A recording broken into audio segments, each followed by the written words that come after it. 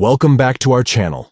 In this video, we will guide you through the process of creating a new account on Snapchat. Whether you're new to the app or looking to start fresh, making a new Snapchat account is quick and easy. Let's dive into the full guide. Step 1. Open the Snapchat app on your mobile device. Make sure you have the latest version installed. Step 2. Tap on Sign Up to begin creating a new account. Step 3. Enter your name in the provided field. Once you've filled in the required information, tap on Sign Up and Accept. Step 4. Enter your date of birth to confirm your age and eligibility for creating a Snapchat account. Step 5. Create a unique username and a strong password for your Snapchat account. Your username will be how you're identified on the platform. Step 6. Optionally, you can enter your phone number for verification purposes. This step is optional and can help enhance the security of your account.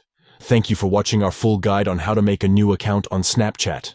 If you found this video helpful, please give it a thumbs up and consider subscribing to our channel for more informative tutorials and guides.